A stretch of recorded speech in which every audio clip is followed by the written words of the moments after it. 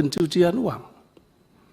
Itu satu. Yang kedua, saya menduga, ini dugaan saya ini bisa kita tindak lanjuti nanti Pak Suding dengan hak angket. Hak angket itu hak DPR, tidak membutuhkan persetujuan pemerintah. Kalau DPR mau, silakan. Kalau bisa kita tindak lanjuti soal emas 189 triliun ini. Ini dahsyat. Dan dugaan saya, ini bukan soal tindak pidana pabeanan. Itu tindak pidana kepabeanan mungkin diangkat sebagai modus untuk memproteksi pelaku-pelakunya. Jadi saya ingin sekali Pak Menko ambil kasus ini sebagai case building tadi dan jangan dibawa ke tindak pidana kepabeanan. Saya menduga ada praktek illegal mining di sini. Saya dapat kabar juga bahwa ada permain modus lah ya. Modus ya biasa. Modus itu emas ini ekspor impor, ekspor emas perhiasan dengan bahan baku dari luar, tetapi bahan baku dari luar tidak pernah masuk.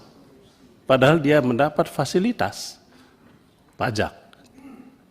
Itu yang terjadi. Jadi bahan baku yang masuk jauh lebih sedikit dari emas hiasan dia ekspor. Sehingga 2 kali dapat keuntungan dia. Untung dari pajak tadi, bebas pajak tadi. Yang kedua praktek illegal mining di dalam ini. Dan saya rasa ini sudah menjadi modus pada umumnya. Saya kaget tadi ketika diulas itu soal tindak pidana kepabeanan. Wah ini terjebak ini. Kalau bisa aparat penegak hukum juga diperiksa. Kalau mau, kalau sungguh-sungguh ya.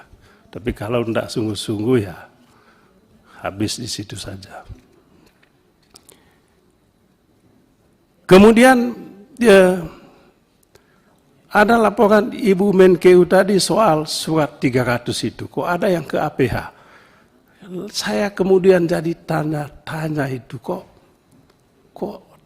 PPAT kok kirim surat ini ke Menkeu?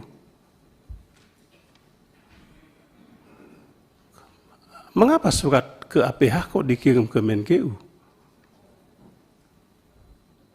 Langsung tuh ke aparat penegak hukum. Makanya mohon maaf Pak Mahfud, bagi saya ini kadang-kala saya tanya, jangan-jangan Pak Mahfud dengan teman-temannya ini sedang main cilukbah ini. Kita yang kena. Ya kita nanggapi gitu ya, kayak dulu masih ingat kan siapa dulu